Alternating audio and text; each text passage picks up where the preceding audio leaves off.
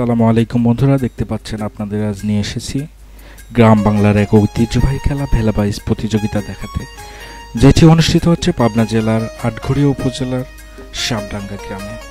অসাধারণ মনোমুগ্ধকর এরকম দৃশ্যর সৃষ্টি হয়েছে আজকে। দেখতে পাচ্ছেন গ্রাম বাংলার ঐতিহ্যবাহী খেলার মধ্যে বর্ষা মৌসুমে যে সকল খেলা হয় তার মধ্যে নৌকা বাইচ, চারি বাইচ, ভেলাবাইজ প্রতিযোগিতা অন্যতম। এরকমই একটি খেলার আয়োজন করা হয়েছে আমাদের পাবনা জেলার আটঘরিয়া উপজেলা। তো এরকম মনোমুগ্ধকর দৃশ্য সাধারণত দেখা যায় না। এই খেলা দেখতে গ্রামের মা বোন থেকে শুরু করে যুবক যুবতী, বৃদ্ধা বনিতা সকলেই এসেছে এরকম খেলা দেখতে। দেখতে পাচ্ছেন ভেলাগুলো সুন্দর সাজে সাজানো হয়েছে। আটঘরিয়ার রত্নাই নদীর তীরে সৃষ্টি হয়েছে এক মনোমুগ্ধকর দৃশ্য। ভেলাগুলো সাধারণত সামনের দিকটা চিকন, পিছনের দিকটা মোটা হয়ে থাকে এবং দেখতে পাচ্ছেন ভেলাগুলো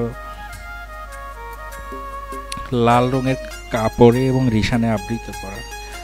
দেখতে পাচ্ছেন বন্ধুরা, শুরু হয়ে গেল সেই ভেলাবাইজ প্রতিযোগিতা। দুইটি ভেলা আসতেছে অলরেডি রত্নাই নদীর বুক দিয়ে। ছোট্ট একটি রত্নাই নদী, যে নদীর বুকে আয়োজন করা হয়েছে এরকম মনোমুগ্ধকর খেলা। বর্তমানে যুব সমাজ অবক্ষয়ের মাঝেও যে এরকম গ্রামীণ খেলা টিকিয়ে রাখতে পারে সেরকমই দৃশ্য সৃষ্টি করেছে আমাদের রত্নাই নদীর বুকে সাবডাঙ্গা গ্রামের যুব সমাজ। তাদেরকে ধন্যবাদ এবং অসংখ্য শুভকামনা রইল তাদের জন্য। দেখতে পাচ্ছেন দুইটি ভেলা তুমুল বেগে এগিয়ে আসছে।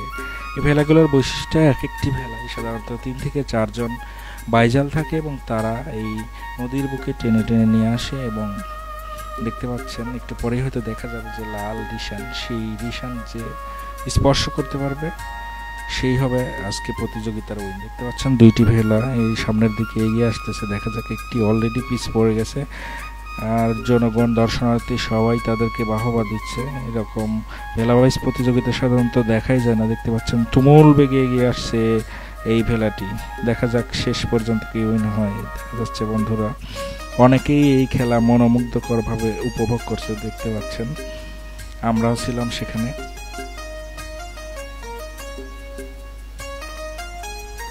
দেখতে পেলেন যে লাল রিশান ছুঁয়ে যে আগে স্পর্শ করে সেই আসলে উইন হয়ে যায়। তো এরকম মনোমুগ্ধকর ভেলাবাইজ প্রতিযোগিতা ছাড়াও আমাদের পাবনা জেলায় অনেক ইতিহাস ঐতিহ্য রয়েছে। সেরকম প্রতিবেদন দেখতে আমাদের পাবনা টিভির সাথেই থাকবেন। ধন্যবাদ সবাইকে।